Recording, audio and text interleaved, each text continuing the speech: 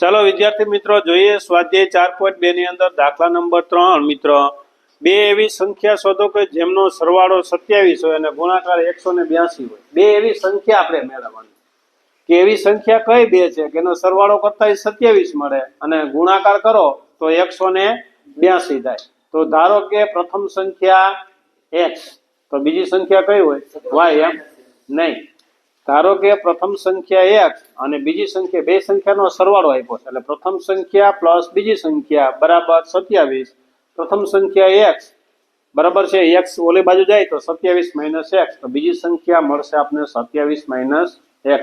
ચાલો જોઈએ તો પ્રથમ સંખ્યા x ધારો કે પ્રથમ સંખ્યા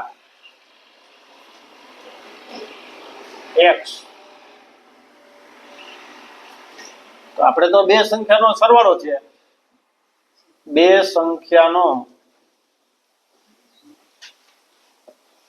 સરવાળો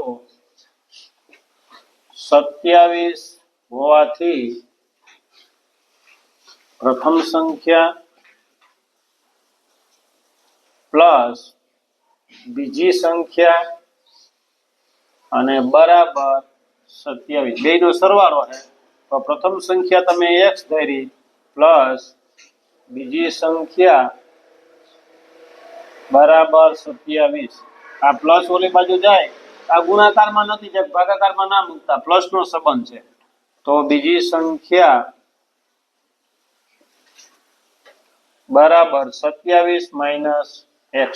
આ બીજી સંખ્યા મળી અને પ્રથમ સંખ્યા તમે આ ધારી આ બીજી સંખ્યા તો બંનેનો ગુણાકાર પણ આપણે આપ્યો છે। બંનેનો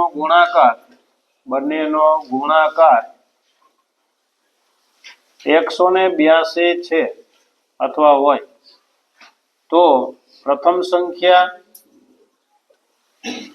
ગુણ્યા બીજી સંખ્યા અને બરાબર 182। પ્રથમ સંખ્યા x બીજી સંખ્યા તમે 27 - x અને બરાબર 182। x નો ગુણાકાર મિત્રો અંદર કરો તો 27x અને માઈનસ x ગુણ્યા x નો વર્ગ અને બરાબર 182। પદ ગોઠવો મિત્રો તો -x નો વર્ગ વત્તા 27x પેલા આ બાજુ લઈ લો તો -182 બરાબર 0।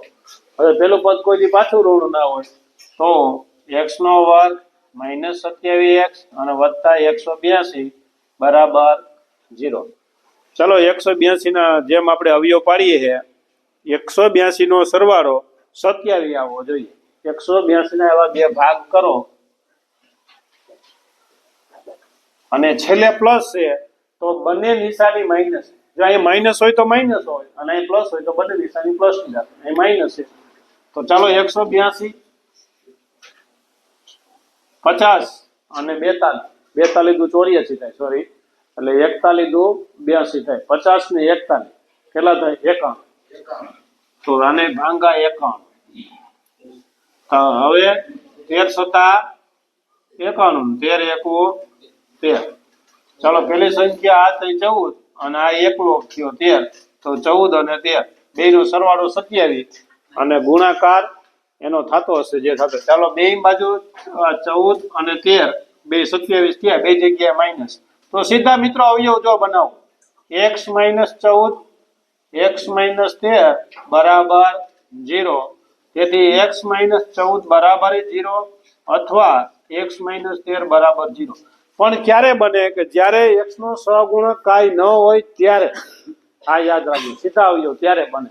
જો માઈનસ હોય તો બંને માઈનસ મૂકવાના, પ્લસ હોય તો બંને પ્લસ મૂકવાના। તેથી x બરાબર 14 અથવા x બરાબર 13। બે સંખ્યા એવી તો પ્રથમ સંખ્યા 14 હોય તો બીજી સંખ્યા મેળવવાની, જો પ્રથમ સંખ્યા 13 હોય તો બીજી સંખ્યા મેળવવાની। તો ચાલો પ્રથમ સંખ્યા 14 હોય તો બીજી સંખ્યા 27 - 14 એટલે કે 13 મળશે। જો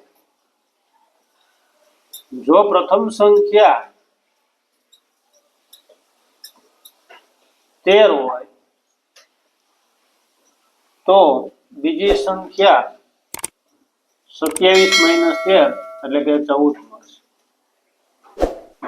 તો તે સંખ્યા શોધો. તો પ્રથમ સંખ્યા જો પ્રથમ સંખ્યા 14 હોય તો બીજી સંખ્યા 13 મળે. પ્રથમ સંખ્યા 13 હોય તો બીજી સંખ્યા આપણે 14 મળશે.